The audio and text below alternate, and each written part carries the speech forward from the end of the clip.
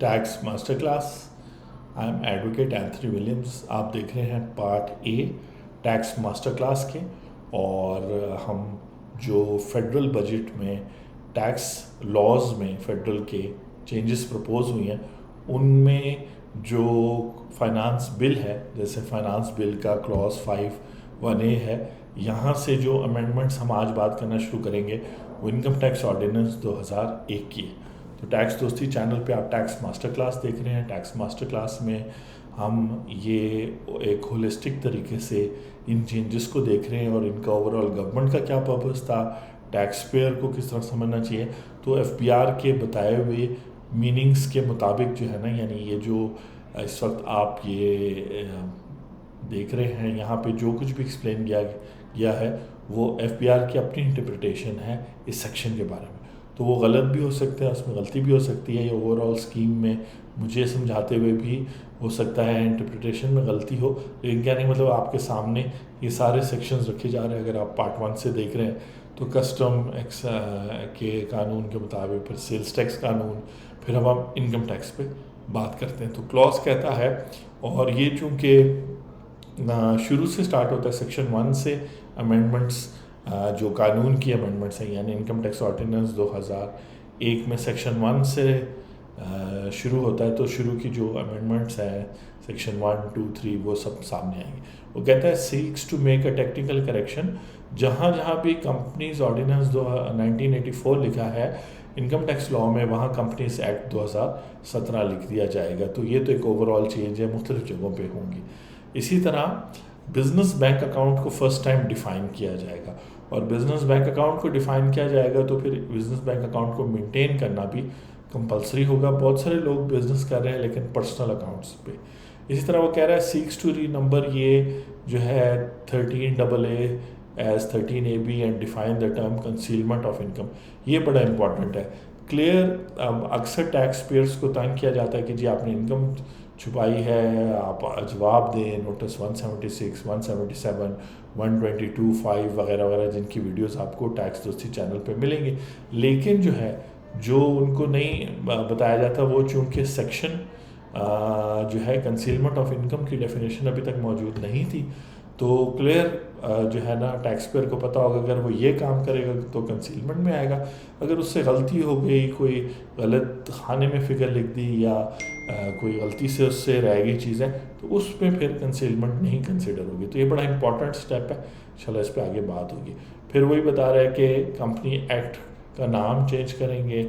यहाँ पे वो कह रहे हैं टेक्निकल करेक्शन अपडेटिंग, ये टेक्निकल करेक्शंस है, कानून को साफ सुथरा किया जा रहा है। फिर इसमें कह रहा है seeks to withdraw power of federal board of revenue to declare an entity or sector as industrial undertaking. कुछ पावर वापस ली जा रही है। इसी तरह seeks to include telecommunication companies operating under the licence of PTA in the definition of industrial undertaking, यानी उनको इंडस्ट्री का दर्जा दिया जा रहा है। इसके अलावा आईटी और आईटी इनेबल्ड सर्विस को डिफाइन किया जा रहा है। अब ये बड़ा इंटरेस्टिंग है, जितने भी आईटी फ्रीलांसर्स वगैरह देख रहे हैं, कि clause 133 of part 1 of second schedule जो एग्जाम्पशंस, टैक्स एग्जाम्पशन से रिलेटेड है, उसमें आईटी सर्विसेज और आईटी इनेबल्ड सर्विसेज को डिफाइन किया गया। लेकिन गालिबन ये उसका स्कोप ब्रॉड कर रहे हैं, कम कर रहे हैं। ये तो उसकी वर्डिंग को देख के पता चलेगा जब नया कानून आएगा, मीन्स के जो फाइनेंस बिल में सारी बातें लिखी। इसी तरह क्लॉज 5 में आगे वो कहता है यही कंपनीज एक्ट, बेसिकली पहले कंपनीज ऑर्डिनेंस 1984 था और उसका एक गहरा ताल्लुक है इनकम टैक्स लॉ के साथ, तो इसलिए उसकी करेक्शन को आइडेंटिफाई किया जा रहा है। इसी तरह वो कह रहे हैं कि एक नया क्लॉज ऐड करें कि जहाँ पर स्मॉल एंड मीडियम एंटरप्राइज को भी डिफाइन किया जाएगा। ये जो डेफिनेशंस वाली क्लॉजेज हैं, इनका फ़ायदा ये है कि फिर टैक्स पेयर को पता होगा, कोई एम्बिग्विटी नहीं होगी और इस वजह से उसको हरासमेंट या टैक्स अथॉरिटीज़ तंग भी नहीं कर सकेंगी, क्योंकि वो कहेगा कि देखें ये डेफिनेशन है, स्मॉल एंड मीडियम का मतलब है इतना बिजली का बिल हो, इतनी सेल्स हो, इतना एम्प्लॉयज़ हो, तो उस हिसाब से क्लैरिटी हो जाएगी। इसी तरह जो है वो कहता है कि आगे स्ट्रीमलाइन जो है ना, स्ट्रीमलाइन करेंगे definition of a small company को। तो स्मॉल कंपनी भी जो है क्या कहते हैं, ये भी अच्छी बात है कि स्मॉल कंपनीज़ का पता चल जाएगा कि जी स्मॉल कंपनीज़ किसको कहते हैं। तो सारी चीज़ें जब क्लियर होंगी तो इससे अच्छा होगा कि कोई कन्फ्यूजन नहीं हुई, टैक्स पेयर को पता होगा कि मैं इस कैटेगरी में फॉल करता हूँ, ये मेरा। जितनी सर्टेनिटी होगी उतने जो है ना इश्यूज, लिटिगेशन वगैरह सब कम होगा। क्लॉज 5(1)(b) कहता है टेक्निकल करेक्शन करेंगे board with the approval of minister for the federal government in clause. ये वो पावर्स हैं जो मुख्तलिफ उसमें चेंजेस आ रहे हैं। फिर वो कह रहा है reduce the scope of block taxation of interest income. इस तरह है कि पाकिस्तान में इंटरेस्ट इनकम डिफरेंट लेवल्स पे लगती हैं और यहाँ पर ये क्लॉज जो है उसके रेट्स वगैरह कम ज़्यादा करेगा। फिर आगे वो बात करता है कि करेक्शन होगी marginal notes of section 8 to include 5A7।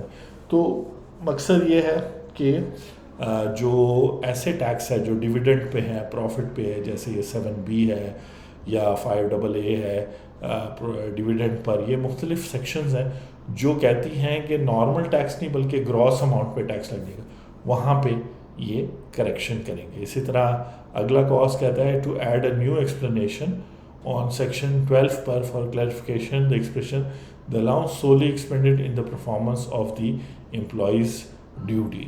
ये भी यही बात है कि जो सैलरीड लोग हैं वो अपनी सैलरी पे ग्रॉस अमाउंट पे टैक्स देते हैं, लेकिन कोई ऐसे अलाउंसेस होते हैं जो उनको हेल्प करते हैं कि एम्प्लॉयज़ अपनी ड्यूटी बेहतर परफॉर्म करें, वो उनकी सैलरी ये का हिस्सा नहीं होते।